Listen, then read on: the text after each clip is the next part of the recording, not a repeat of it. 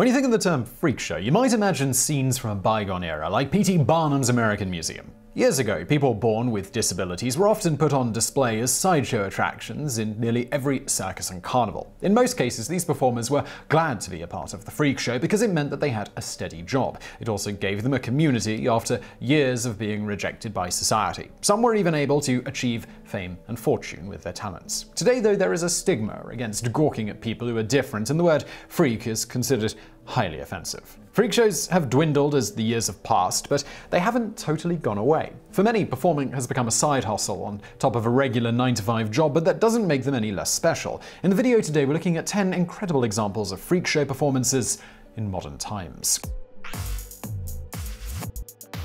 Number 10. The Kingdom of Little People. In China, there is an amusement park called the Kingdom of the Little People, which is dedicated to housing dwarves who live, work, and perform there. But this isn't some antiquated attraction that was built 100 years ago. In fact, it was created in 2009 by a real estate mogul named Chen Ming. During a recent interview with Reuters, he said that he opened the park as a way to do good. In China, it is incredibly difficult for dwarves to find a job. By creating the park, Chen Ming is providing employment and housing to over 100 little people. Not all of them have to dance and sing in front of an audience either. There are plenty of cashiers, groundskeepers, accountants, artists, sales representatives, and security guards who work there as well. As an added bonus, everyone who works there earns a salary equivalent to the average Chinese college graduate.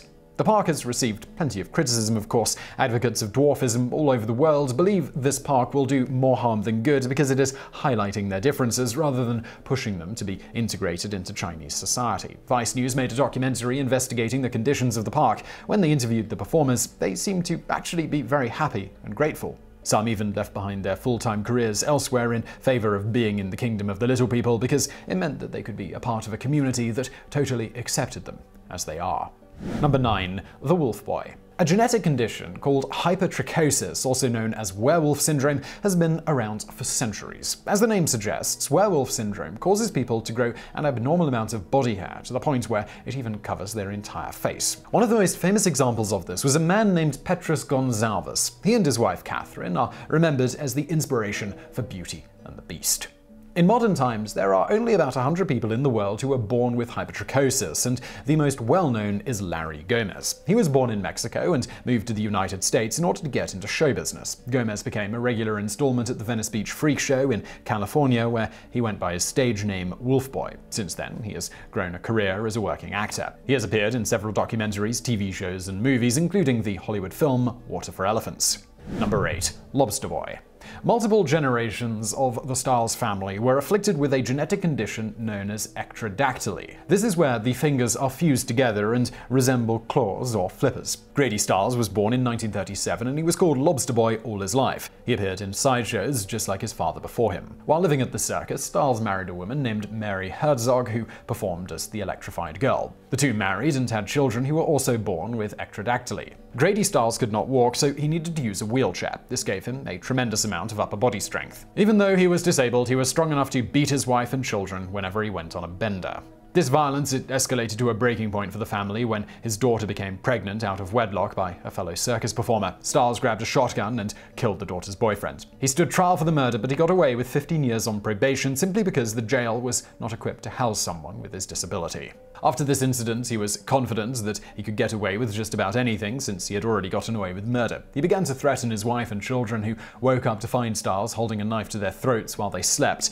His wife paid a local assassin named Chris Weyant $1,500 to shoot Grady in the back of the head. Ironically, Weyant did, in fact, end up with life in prison for the murder of the Lobster Boy.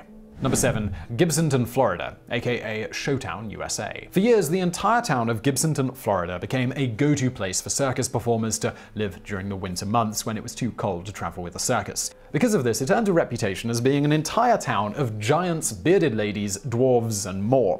Many of the performers who lived and worked in Gibson Town appeared in the 1932 movie freaks. Residents abided by the Carney Code, which meant that they supported one another unconditionally, no matter what they were going through. Ward Hall, the ringmaster who has been called the King of the Sideshow, proudly ran his freak shows in Gibsonton until he passed away in 2018 at the age of 88. During an interview with The Guardian, he fondly remembered the days when he had a self-sustaining community similar to the Kingdom of the Little People. Many former performers have chosen to retire there in their old age, but the number of performances has dramatically dwindled. Fewer people in the United States feel the need to congregate somewhere that offers a community-style living for freak show performers. It's likely that someday Gibsonton is just going to be a distant memory. Number 6. The Stalking Cat. There are cat people and there are dog people, and then there are people who have gone above and beyond to become one of their favorite animals. Dennis Avner was of Native American descent, and he truly believed that the tiger was his totem animal or his guardian spirit. When it was time for him to choose a spiritual name, he declared himself the Stalking Cat.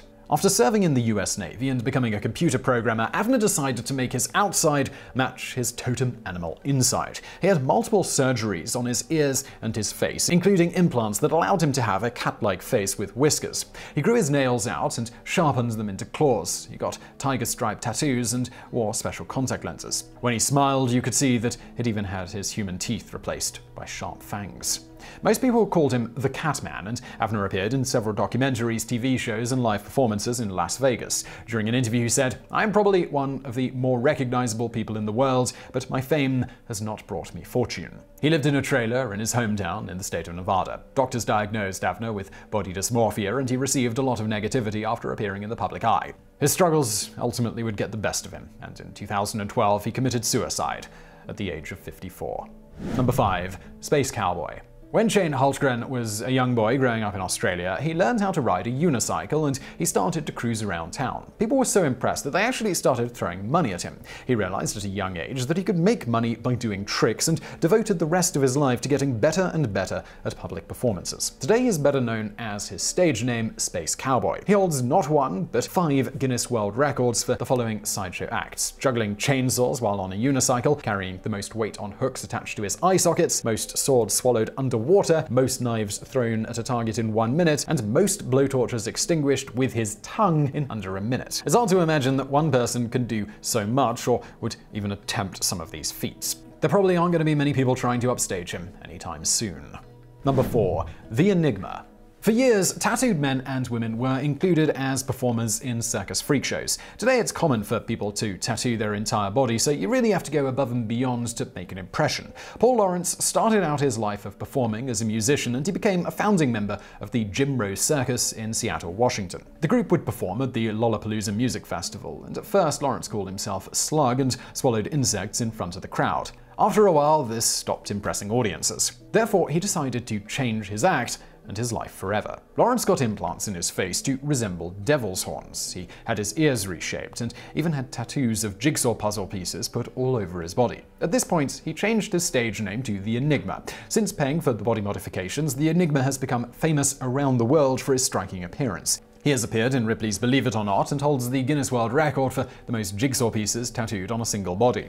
He travels the world, giving live performances, and meets his adoring fans at tattoo conventions. Number 3. The Lizard Man. A man named Eric Sprague was just your average college student. He got a bachelor's degree in philosophy and was a candidate to earn a PhD from the University of Albany when he suddenly decided to change his entire life. He underwent body modification surgery to look like one of those humanoid lizard creatures that conspiracy theorists are always talking about. His tongue was split down the middle to make it look reptilian, and his entire body has been tattooed with green scales. He also paid for ridges to be implanted where his eyebrows used to be, and his teeth have been filed down into carnivorous spikes. So why would anyone do all of this to their body? Well, apparently it's just because he felt like it. During an interview, he said, "I'm a big Godzilla fan, so I became the cool movie monster I wanted to see." Instead of turning against humanity and joining the evil lizard elite, Sprague has been using his reptilian powers for good. He has appeared on several TV shows, including Ripley's Believe It or Not. He now goes by his stage name, the Lizard Man. Number 2. Morg. Man, who is only known as Morg, was a performer at the Venice Beach Freak Show who did sword swallowing as well as other tricks like regurgitating steel billiard balls. After appearing on AMC's Freak Show, he gained a huge following on Instagram where he calls himself a philosopher and a revolutionary. The Venice Beach Freak Show was forced to shut down in 2017. While sword swallowing is a truly impressive skill, there are few jobs out there that look for it on a resume. Since there is little employment in the sideshow industry anymore, Morg has written several essays and books about his own personal philosophy. He claims he uses mathematical equations to help someone become Hyperion, or reach the next level of enlightenment. He is requesting monetary donations towards his cause, but we really have no idea how well that plan is working out for him. Number 1. The Checkered Man. Matt Gonne goes by the nickname The Checkered Man because he has tattooed 99% of his body, which includes a checkerboard pattern on his face. And yes, even the whites of his eyes, his tongue, and his private areas are covered with ink. The remaining 1% accounts for the palms of his hands and his feet. Gonne was born with a birth defect known as Poland syndrome, which is where someone is born without certain muscles. It can also affect the functions of their internal organs. Gonne was forced to undergo several surgeries throughout his life, and he grew up feeling insecure about his body. As an adult, he began tattooing his body as a way to cover up the surgical scars. This helped to improve his confidence, and he just kept going from there. He now holds the Guinness World Record for being the most tattooed person in the world. Rather than performing in freak shows full-time, he works as a professional chef, but he has appeared on TV on several occasions. So I really hope you found that video interesting. If you did, please do give us a thumbs up below, and don't forget to subscribe for brand new videos just like this every day of the week. For more from me, why not check out my other channel called Today I Found Out, which I'm linking to below. And as always, thank you for watching.